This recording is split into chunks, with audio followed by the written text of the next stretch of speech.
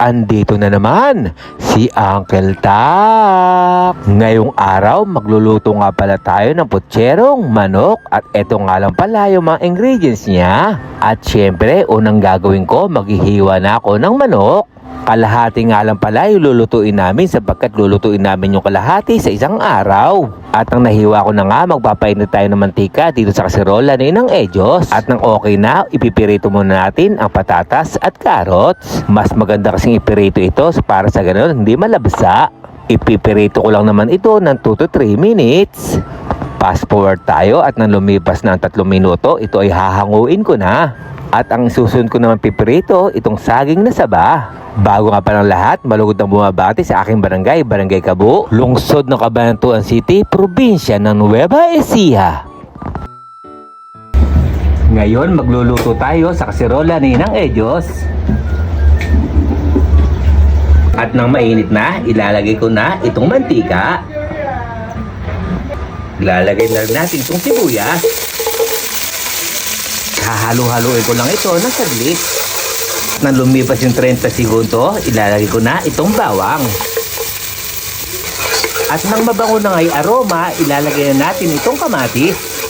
Hahalo-haloin ko nga lang ito para sa ganun maluto yung kamatis. At shoutout din pala sa mga OFW na katulad ko sa alman sa mundo, ingat po tayo palagi. At ngayon, ilalagay na natin itong mga hiniwa nating manok. Habang sinasangkot siya ko na nga, maglalagay na tayo ng mga ingredients.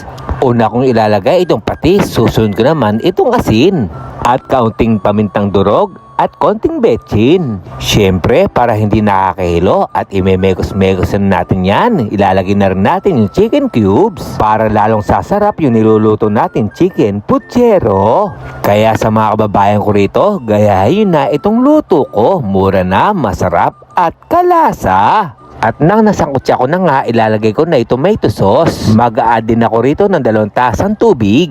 Ito naman yung aking tatakpan muna. Fast forward tayo at nang lumipas yung 3 minuto at kumukulo na, maglalagay na tayo rito ng pork and beans. Kaya sa amoy pa lang itong niluluto ko, mukhang maparami na naman yung kain ko.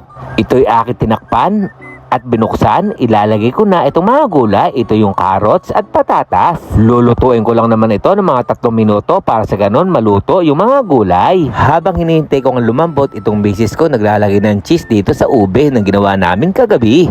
Ito yung kakainin namin pang dessert mamaya. At nang lumipas ay 3 minuto, ilalagay ko na itong saging. Dahil napirito ko na nga yan, ilalagay ko na itong repolyo. Imimekos-mekos ko lang na kaunti at isusunod naman natin itong pechay at Baguio beans. Lulutuin ko lang naman ito ng mga 1 minuto lang para sa ganun pagkagat ko medyo malutong. Dahil itong mga gulay nga lang ay madali nga lang maluto. At ngayon doon na tayo pupunta sa part na tikiman time. Para sa ganun malaman ko kung ano ba talaga ang lasa.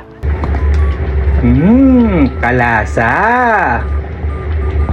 Kaya hanggang dito na lang. Ito po yung Uncle Tax. Ingat!